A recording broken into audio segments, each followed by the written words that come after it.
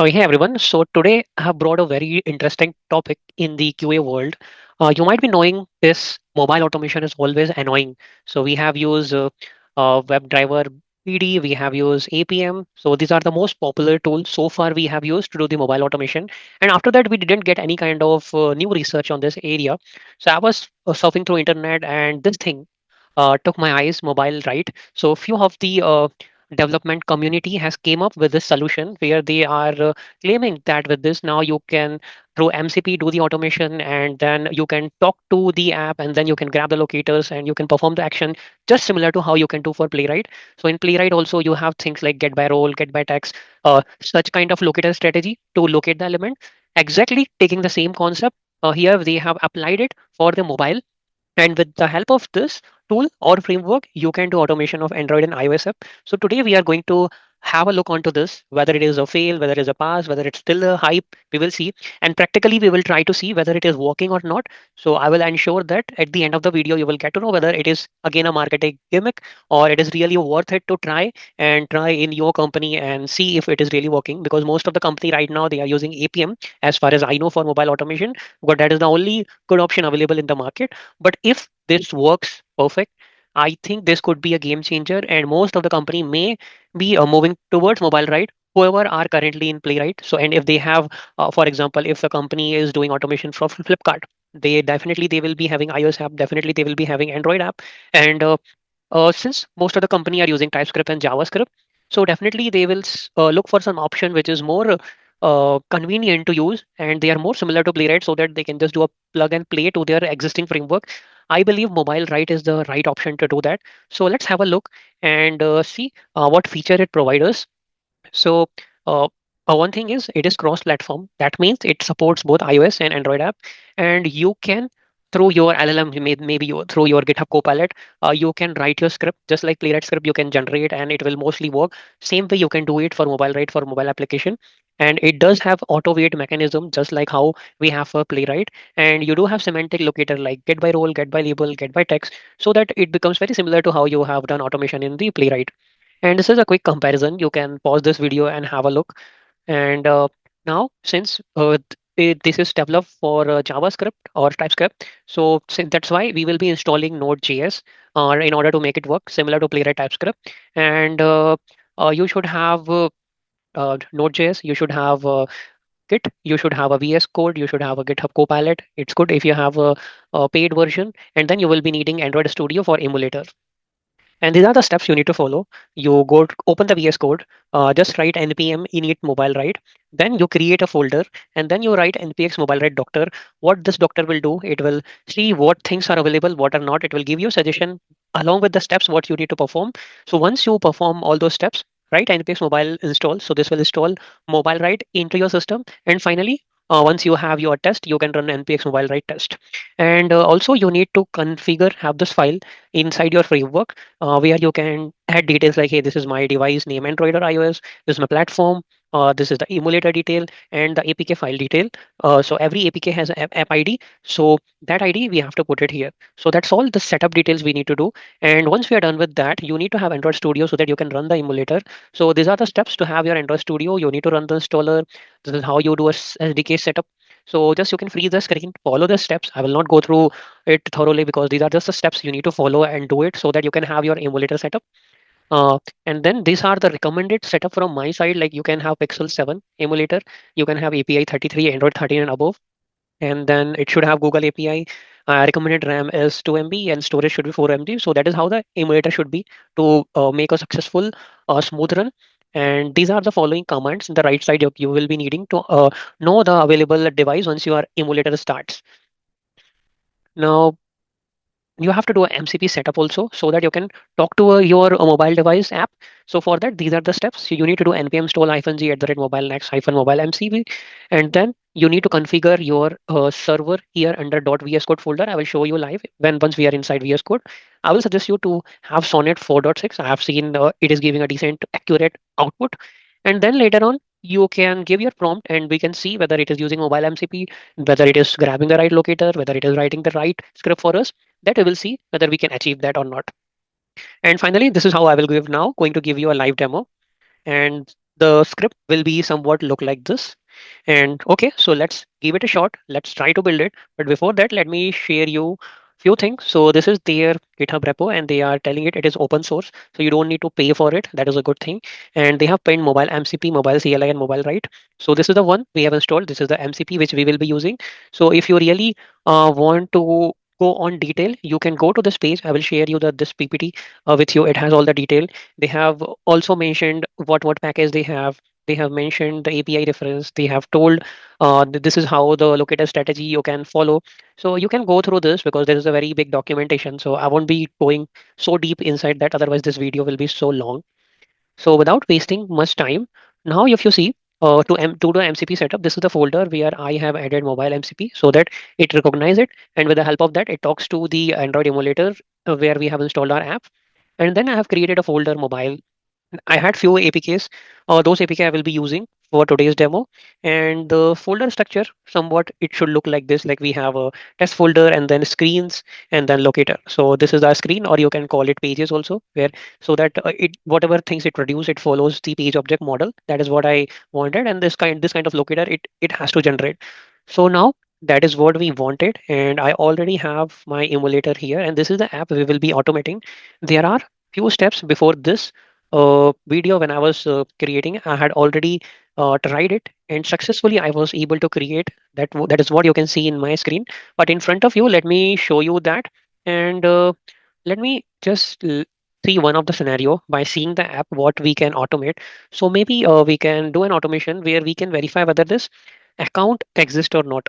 Okay, or maybe the set store. We can do that whether this set store tab exists or not, or maybe we can think my favorites. So maybe let's see if we have my favorites. We can call it. Maybe we will see in the home screen. My favorite text exists. This is what I will write. So let's do that. Uh, Please verify my favorites text exist in DSG app after launch. You can use mobile MCP for getting locator.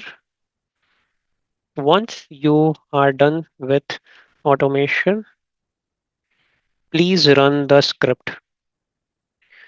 So let's see. So this is my LLM already. Since MCP and everything exists, ideally it should automate this. Right now there is, I haven't kept any test case in the test reel, so it will ideally not be having any CID.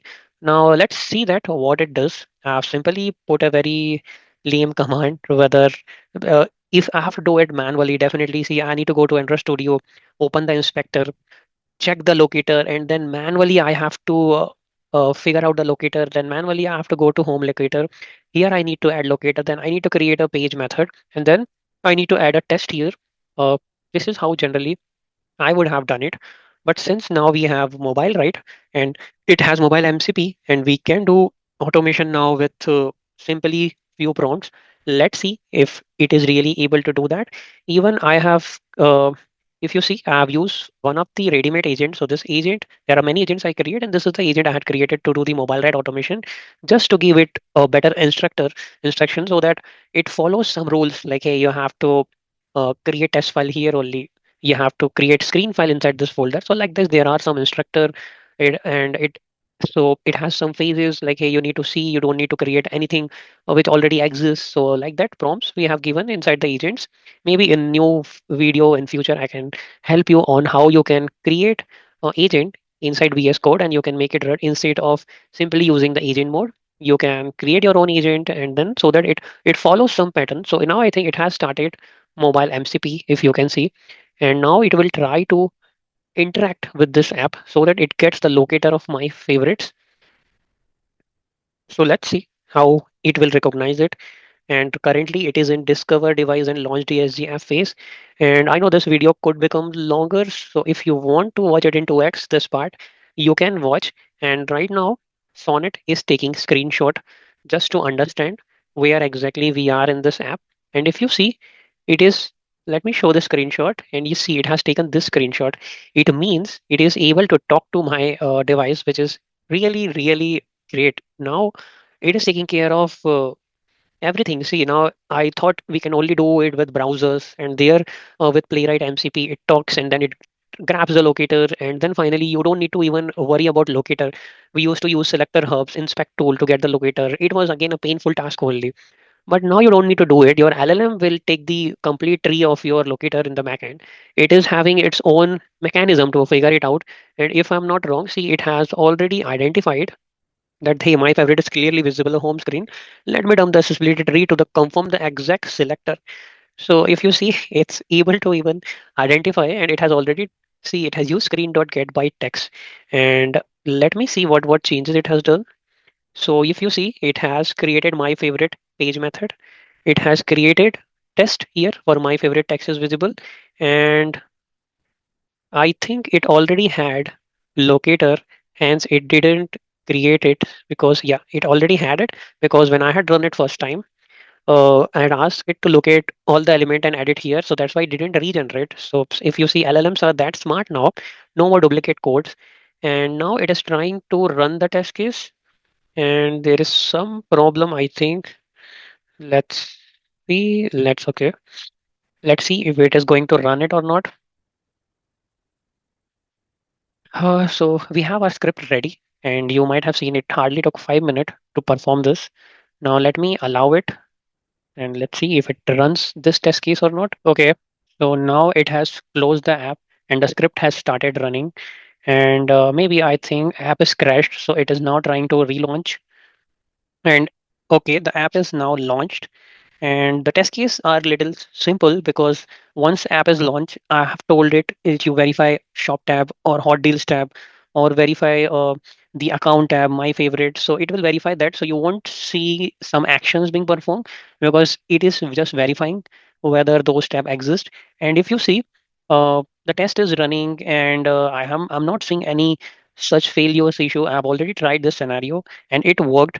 And I just wanted to show you this. So I don't remember that with this much ease. Maybe in 1 or 2 hours, I did a Mobilewright setup. In third hour, I was able to do my automation. If I go 10 years back, I don't think I would have done things this much faster. I know there is Appium MCP coming in and a lot of good thing coming in APM 3. So we will see that how that works. But for me right now, Mobilewright has won my heart. And I suggest you guys also give it a shot. Just follow what is written in their pages, have Android emulator or even in your real device, you can do this automation. But just I think as a QA engineer, definitely you should try it, and you must do some practice around this so that at least you will be ahead from some other people in terms of what's happening in the QA automation space. So with that, I would like to end this video. I hope you will like this, especially for Mobilewright team. A big thanks to them.